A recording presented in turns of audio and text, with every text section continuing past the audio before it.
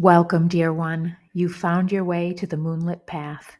Each week, we gather here in the soft glow of story, where ancient truths are remembered, where hope is planted in the dark, and where healing rises like the moon. This is more than story time. This is soul time. This is where we remember what matters. This is where we belong. I'm so honored to begin this journey with you and to welcome you to the very first series, Sacred Seeds, Stories That Heal. These are stories meant to be felt, stories that stir something old and true inside you, stories that remind us healing doesn't always come in grand gestures. Sometimes it begins with a seed, a word, a memory, a breath, a truth. So come, settle in, find your breath, let the world soften, because the path is lit, the circle is open, and the first seed is ready to be planted. The Lantern Keeper. There was once a woman who lived in a small house on the edge of a great, dark forest. No one really knew her name. They simply called her the Lantern Keeper. Her home was modest, her fire low, and her cupboards often bare. But every night, without fail, she lit a lantern and placed it in the window.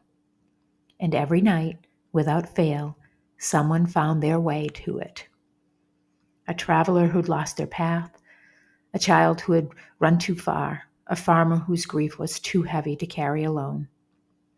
The lantern keeper didn't ask questions. She would open her door, wrap them in a warm blanket, and whisper, "Rest, you've made it to the light." And then she'd feed them what she'd had, share a story or silence, and let them stay until they could walk again. Some said she was foolish. Why give so much when you have so little? Why light a lantern when no one may come? Why believe your small flame matters? But she would only smile gently, because someone once lit a light for me. What few knew was that long ago the lantern keeper herself had been lost in those woods, cold, frightened, certain the night would swallow her whole. But far off, through branches thick with sorrow, she had seen a glow, a single lantern in a window that saved her life. She never forgot. So now, even when the storm winds raged, even when no one came for days or weeks or seasons, she lit the lantern. And one evening, when her own heart had grown tired and her flame felt nearly gone, a knock came. And there on the step stood a young girl holding her own tiny lantern, flickering, fragile. She looked up and said, "I wasn't sure if the stories were true, but I hoped, and I found you." The lantern keeper said nothing. She just pulled her close and whispered what had once saved her. Hope is a light, and light belongs in the dark.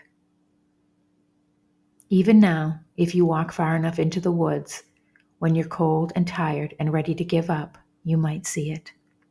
A soft light in the distance, a lantern in the dark, a reminder that someone still believes you'll find your way.